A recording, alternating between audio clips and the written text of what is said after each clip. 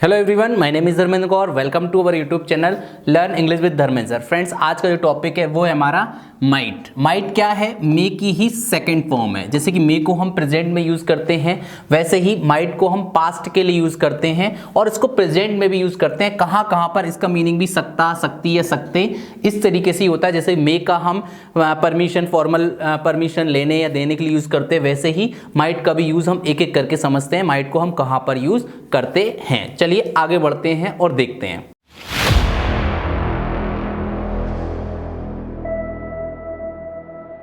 देखिए, पहला जो यूज है वो माइट का वो है शायद के लिए। जब हमें लेस पॉसिबिलिटी की बात होती है, लेस पॉसिबिलिटी मतलब कि लगभग 30% पॉसिबिलिटी है किसी काम के होने की, या हम शायद शब्द लगाएं, तब हम यूज करते हैं क्या? माइट का यूज करते हैं। जैसे कैन का यूज हम ज्यादा पॉसिबिलिटी के लिए यूज करते हैं, मे का यूज हम करते हैं 50% पॉसिबिलिटी के लिए, और माइट का यूज होता है बहुत ही कम पॉसिबिलिटी के लिए। तो सबसे पहले पॉसिबिलिटी मतलब संभावना के लिए यूज होता है। शायद शब्द जहां आ जाए या शायद नहीं भी आए, लेकिन हमें पता चले कि हम पॉसिबिलिटी की बात कर रहे हैं, वो भी लेस पॉसिबिलिटी की बात कर रहे हैं, तो हम मे की जगह क्या यूज करेंगे? माइट यूज करेंगे। लेकिन ज्यादा पॉसिबिलिटी है 80% के आसपास, तो हम कैन का यूज करते हैं। 50% पॉसिबिलिटी है तो क्या यूज करते हैं?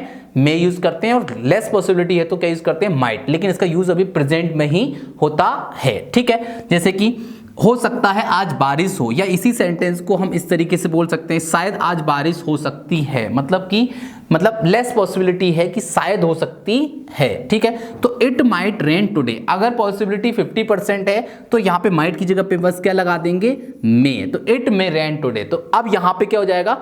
बारिश हो सकती है, इसका मीनिंग भी है, लेकिन 50% पॉसिबिलिटी है कि हो भी सकती है और नहीं भी। यहां पे माइट मतलब लेस पॉसिबिलिटी है।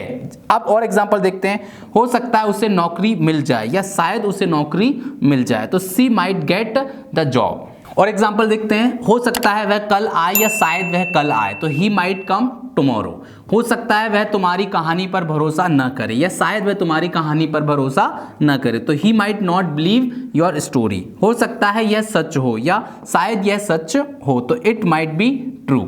इस तरीके से हमने देखा कि इसको हम पॉसिबिलिटी के लिए यूज करते हैं, लेकिन लेस पॉसिबिलिटी के लिए। चलिए नेक्स्ट यूज देखते हैं कि जब हमें हेजिटेंट ऑफर या पोलाइट परमिशन के लिए यूज, मतलब कि जब हम संकोच करें किसी को बोलने की, क्या मैं ऐसा कर सकता हूं, तब हम क्या यूज करते हैं? माइट का यूज करते हैं। इंटेरोगेटिव सेंटेंस जब हम बनाते हैं, और इसको भी हम क्या यूज करते हैं? प्रेजेंट में ही यूज करते हैं। जैसे क्या मैं आपकी मदद कर सकता हूं, तो माइट आई हेल्प यू। जब हम हेजिटेंट हो, संकोच करें कि हम किसी से बोलें कि नहीं बोलें, तब हम माइट यूज करते हैं। क्या मैं आपके पेन का उपयोग कर सकता हूं, तो might I use your pen.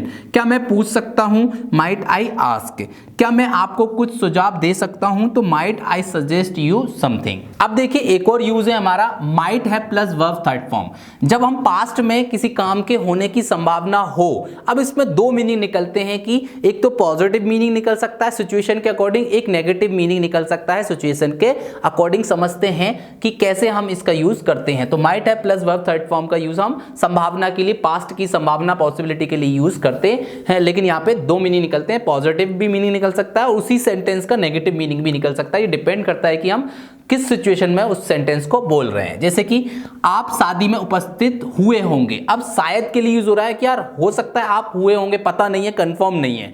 ठीक है, या फिर कोई नहीं हुआ तो हम ये बोल सकते हैं कि आप हो सकते थे। जैसे कि आप शादी में उपस्थित हो सकते थे लेकिन नहीं हुए जानबूझकर। तो यहां पर दो मीनिंग है, ये डिपेंड करता है। इंग्लिश दोनों की सेम बनेगी, बस मीनिंग अलग अलग निकलेगा। ये डिपेंड करेगा कि उस सिचुएशन के अकॉर्डिंग क्या मीनिंग निकल रहा है, वहां पे सिचुएशन क्या है। जैसे कि you might have attended the marriage party या वेडिंग पार्टी, आप दोनों यूज कर सकते हैं। उन्होंने चिड़ियाघर देखा होगा।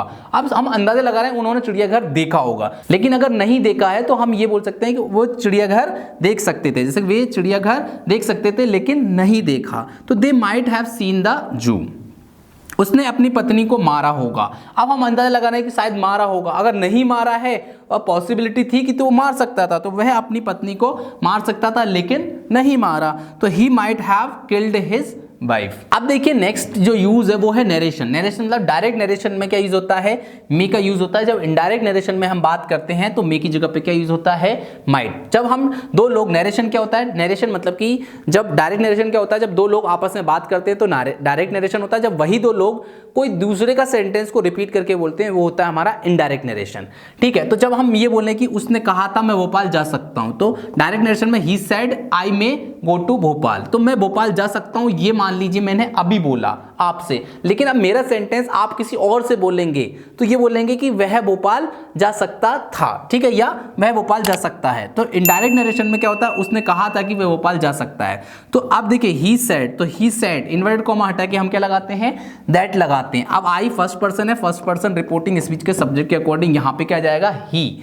अब मे की जगह पे क्या आएगा, माइट गो टू भोपाल। इस तरीके से अगर आपको ये नरेशन वाला सेंटेंस समझ में नहीं आया तो आप पहले नरेशन की एक वीडियो हमने डाल रखी है, तो आप उन्हें जाकर उस वीडियो को जाके देख सकते हैं और समझ सकते हैं कि नरेशन क्या होता है। पूरा बेसिक से हमने नरेशन का यूज़ करना सिखाया है, तो आपको वहाँ से समझ में आ जाएगा। और आपको इन सेंटेंसेस की PDF आपको डिस्क्रिप्शन बॉक्स में मिल जाएगी, आप वहाँ से उसे डाउनलोड करके अच्छे से पढ़ सकते हैं और प्रैक्टिस कर सकते हैं। आप उन नोट्स को अच्छे से रीड कर सकते हैं। आई होप कि आपको माइट का यूज़ समझ में आ गया होगा। अगर आपको ये वीडियो पसंद आया हो तो लाइक, शेयर एंड सब्सक्राइब करना ना भूलें। Thanks for watching.